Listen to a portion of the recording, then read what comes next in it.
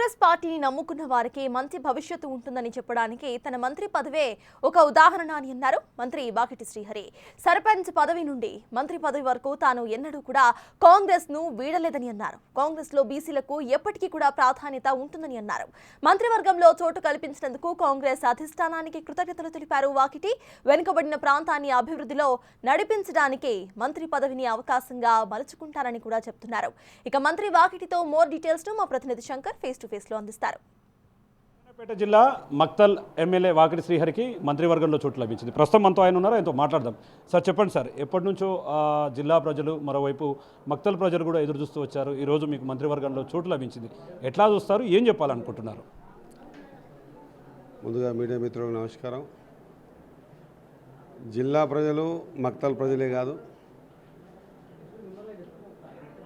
మహబూబ్నగర్ ఉమ్మడి పాలమూరు జిల్లా ఒక రోల్ మోడల్గా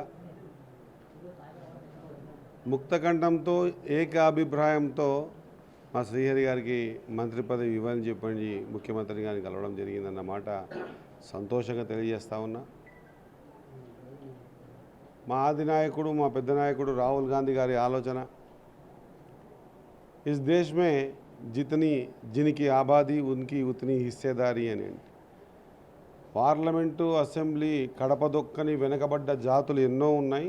వాళ్ళని గుర్తించి లెక్కించి వారికి విద్య, ఉద్యోగ, రాజకీయ అన్ని రంగాలలో అవకాశం కలిగించాలని మా నాయకుడి ఆలోచన మేరకు అధికారంలో ఉన్నటువంటి కాంగ్రెస్ పార్టీ తెలంగాణలో మన ప్రియతమ ముఖ్యమంత్రి రేవంత్ రెడ్డి గారు ఒక రెడ్డి బిడ్డ అయినా కూడా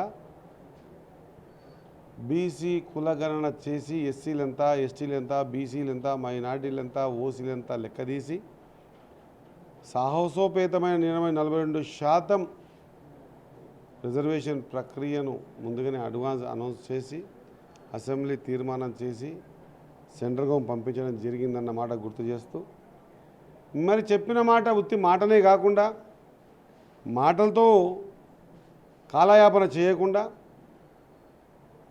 తెలంగాణ రాష్ట్రమంతా కూడా ఈరోజు ఆలోచనలో పడింది. ఏమని?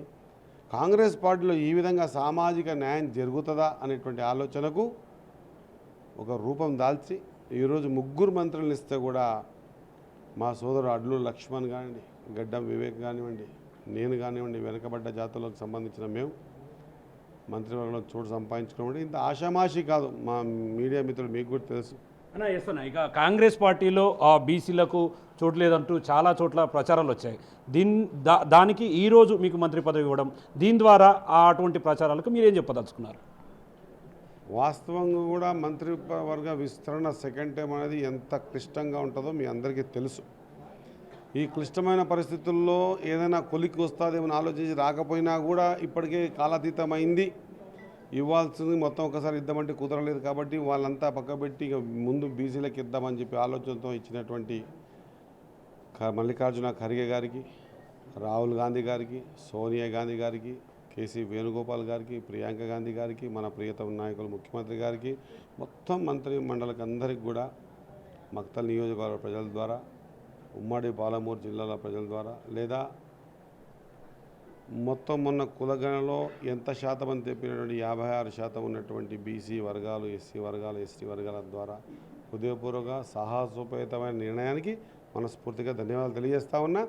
సరే, నువ్వు కామెంట్స్ చేయడం కామన్, కానీ ఒక మాట ఏంటంటే, నాలాంటి ఒక మామూలు కార్యకర్త కింద కౌన్సిలర్ స్థాయికించి అంచెలంచెలుగా పార్టీనే నమ్ముకొని పార్టీలో ఉన్నందుకు ఆ సామాన్య మామూలు కార్యకర్త కౌన్సిలర్ని కూడా తీసుకొచ్చి ఈరోజు మంత్రి మండలిలో కూర్చోబెట్టేటువంటి ఆలోచన విధానం ఈ దేశంలో ఏ పార్టీకైనా ఉంది అంటే అది కాంగ్రెస్ పార్టీకి ఉందని చెప్పేసి మరొకసారి రుజువైంది.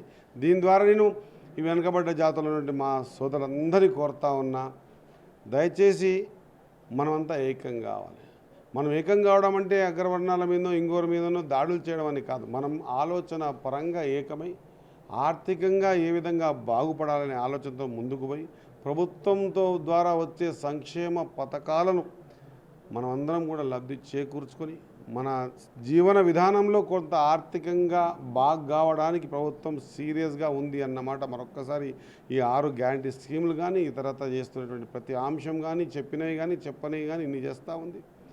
ఇప్పుడు మనం చెప్పాల్సినంత ఒకటే, ప్రభుత్వంలో ఈరోజు మా వాళ్ళు కూడా ఉన్నారు, మా వాళ్ళకి అవకాశం ఇచ్చిందని చెప్పేసి ఆలోచనతో ముందుకు వచ్చి ప్రభుత్వం ద్వారా లబ్ధి చేకూరే ప్రతి అంశాన్ని కూడా మీకు, మీ కుటుంబ సభ్యులకు అందరికీ కూడా వర్తించే విధంగా చూసుకోవాలని కోరుకుంటూ, మీ అందరి తరఫున, ముఖ్యంగా మా మక్తల్ నియోజకవర్గం తరఫున, దాంట్లో మక్తల్ నియోజకవర్గం తరఫున మాకు ధన్యవాదాలు తెలియజేస్తా ఉన్నా ప్రభుత్వానికి, అధిష్టానానికి.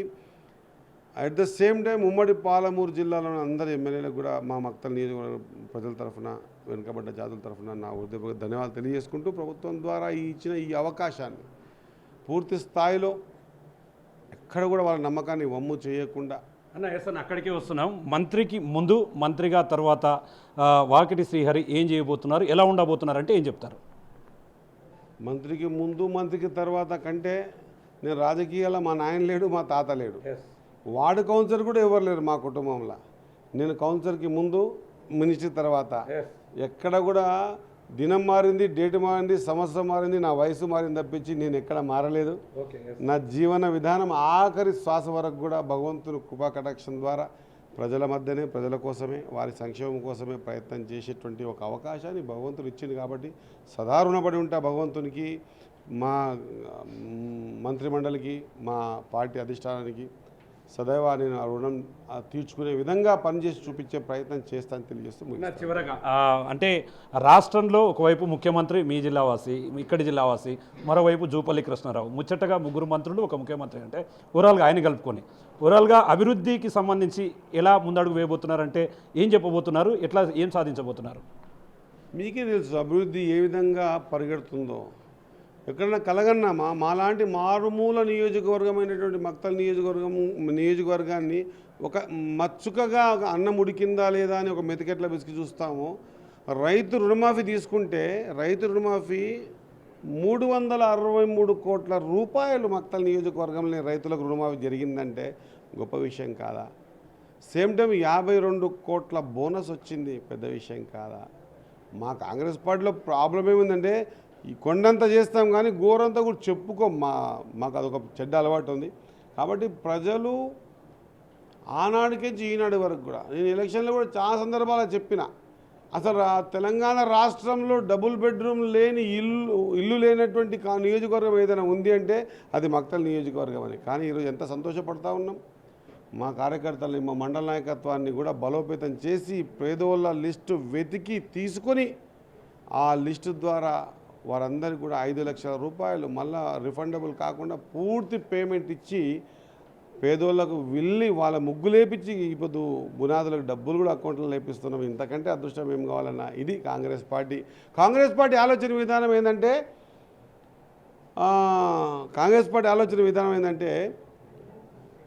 ఎన్నుకున్న నలుగురికి కాదు, లైన్లో నిలబడ్డ ఆఖరోనికి కూడా ప్రభుత్వ పథకాలను ఏ విధంగా ఇవ్వాలని ఆలోచన చేసే party Congress party. Thank you. మొత్తంగా చూస్తున్నాము, పార్టీలో కష్టపడ్డ వారికి అంటే కింది స్థాయి నాయకులకు సైతం కూడా పెద్ద ఎత్తున కాంగ్రెస్ పార్టీలో అవకాశాలు ఉంటాయి. పార్టీని నమ్ముకున్న వాళ్ళకు పూర్తి స్థాయిలో అవకాశాలు వస్తాయని చెప్పి కూడా రాబోయే రోజుల్లో తనకిచ్చినటువంటి మంత్రి పదవితో పాటు నియోజకవర్గ అభివృద్ధి, ఉమ్మడి జిల్లా అభివృద్ధిలో ప్రధాన పాత్ర పోషిస్తానని చెప్పి కూడా మంత్రి వాకిటి శ్రీహరి చెప్తున్నటువంటి సిచ్యువేషన్ కనిపిస్తుంది. ఇది ఓవరాల్ ఇక్కడ update. Camera person Nageswara Shankar, big TV.